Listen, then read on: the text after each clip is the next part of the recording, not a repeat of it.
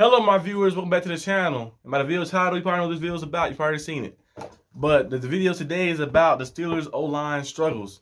The O-line has been the topic of like the Steelers. People have been talking about the O-line for the past 3 years. Ever since I think around like 2019, the O-line. That's when the O-line started tripping. Like got in a bad state. And then 2020 was a real bad year for the O-line. And 2021, they had their moments like that, but it was bad. It still was bad. But it kind of started. I guess the O line kind of like started declining after people like getting old and started leaving and stuff like that, and injuries. Cause remember we was very good, had a very good O line back in like 2017, no 2018, 2017, 16 and stuff. I think 2018 we've been through 5,000 yards and so like the 34 touchdowns. Offense was booming, going crazy. James Conner had all them touchdowns and stuff like that. David Castro, Alejandro Villanueva. We had Marquise Pouncey and stuff like that. We were just good. Like that, Marcus Gilbert was there for a certain point. Then eventually, I know he left. I think he left in what? He leave in 2018 or 2019 like that, but he left eventually. But we had a good O line though. We had a good O line, and the O line was like it was nice. And then like kind of decline and kind of like the focus point kind of like wasn't on O line anymore. We started putting a lot of more money into it because we kind of switched over. Because at first we had a lot of money into the offense, with the Le'Veon Bells like that. But then he left eventually. But like we had the Antonio Brown. And then, Big Ben and all the different Juju and stuff like that. We put more invested into offense and the defense. We still have people investing into that too, but now we kind of shifted our narrative to almost like we have to be the highest paid defense, but have the lowest paid offense like that. And I don't mean the offense is bad because a lot of rookies on contracts and stuff like that. So of course it'll be lower salaries and stuff. But the O line was the main focus point of the free agency for us to try to fix and try to prepare and try to at least build up and bulk up. And so far it has I think it still have potential, but it haven't looked real good so far. It's been a little like they've been struggling a lot.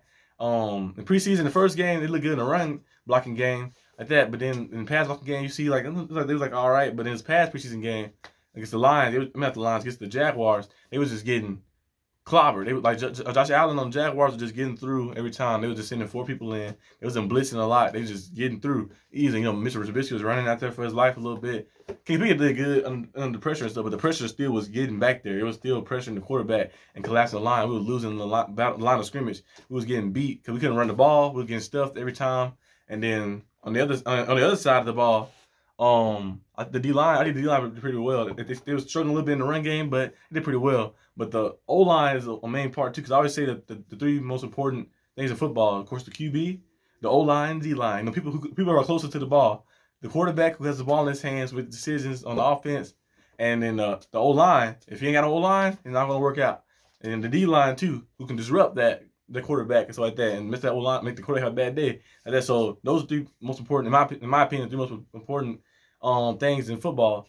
And we don't have that O line. The O line like a super stable O line like that. It's still a lot of question marks. I thought James Daniels was gonna be the guy we have to worry about, but in preseason so far he hasn't looked good. But I think maybe he'll switch that and change that around because I feel like he can be one of those guys almost like Pro Bowl level. He's pretty good. With Chicago Bears he was good at that, but he hasn't been looking so good so far. But I know it's just preseason, so I don't overreact. But Mason Cole, I mentioned before in the past video, I was like, I didn't know too much about Mason Cole. I know he said his numbers are looking pretty good, but I didn't know the sample size of that. Was he a full-time starter? I don't think he's a full-time starter. I think he had games where he start here and there. But his numbers, I don't know, if they was going a lot of numbers and stuff. You sometimes got to analyze the game by actually watching and seeing the stuff, and then you see, okay, he really didn't play as much, so like that. So it's kind of like a little gamble. And then Kevin Dotson, he was good his rookie year. And then the injuries got to him, and then he started kind of declining a little bit. I think so he can get back to that point. Hopefully, he's still young, so he can get back to that point. That'd be good. And then Dan Moore, he has his moments where he plays well, but last year he had some moments. He was a rookie though. He had some moments where he got beat in the pass, in the best in pass blocking game, so like that. And Chu's Okafor is pretty solid like that. But I think as a whole, we still kind of a question mark. We still ain't got no bona fide guys fully. I think James Daniels can maybe be one of those guys, but we ain't got no bona fide guys on the line like that. Kendrick Green was getting on. They said Mike Tomlin called him out in the meeting like that, which was probably of course needs to be done. Like that, we drafted him. They drafted him and put 3 on him. So you're gonna be starting center, kind of be like the new face, but he was undersized center and it didn't work out too good, and that could have hurt probably his confidence playing wise too like that. Kind of put him in a position he only played. I think he only played one game at center or 2 games at center in college, like his whole college career, something like that. Or I don't think he played any. I don't know if it was 1 or 2 or none like that. But it was like if it was like maybe one. The maximum probably was 1 or 2. Probably 2 games was the max that he played at center. I may be mistaken though. Let me know in the comment section. But Kendrick Green was better as a guard because he has athleticism to get downfield to like some of those plays you get. You get outside and like the guards wouldn't be like athletic guys. Like it might be a little shorter, maybe a little smaller, a little like in height wise, but they're like more athletic. And you're a center, you want that guy to be big because he's playing against a nose tackle who's gonna be gigantic, especially when you play in the AFC North. These big guys. I think Calais Campbell is still in the Ravens. A guy like that, he's like 6'6", and he can just run through and just and like 250, like 60, 70 pounds like that. So he gets in bulldoze every single time.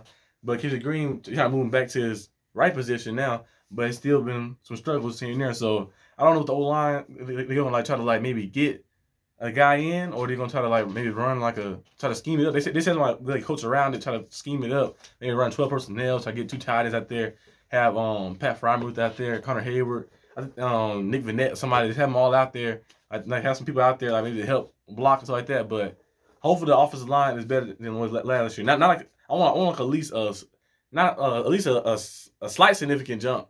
Ain't gotta be like elite O-line, but at least solid. We get a quarterback chance to do some stuff. We can run the ball effectively. Not like 2020 where our O-line, we couldn't get 1 yard at the goal line and stuff. Against Washington, when we went for on 4th down, we couldn't get anything. And 2021 was better because we had Najee. Najee Harris opened up a lot of stuff for you. You have a guy like that because it wasn't part of the running game too, because James Conner was injured a lot, and Benny Snell wasn't the guys like that we thought they were gonna be. So Najee Harris coming in and like the O-line was bad, he still made things happen. Made the Pro Bowl his rookie year like that because he's a very good player like that. So if they actually just be a solid O-line, and he did that with a bad O-line. So he be a solid O-line, it's a solid one. Like maybe have some good days. Sometimes maybe just be like normal and solid average O-line. I think he'll be able to put some good numbers. He put some 15, 1,600 yards behind those lines like that. But we gotta get to that point where like a stable point. I think we gotta win in the battle of the trenches. But yeah, that's really all I got for this video. If you like this video, leave a like, subscribe, comment what you guys think.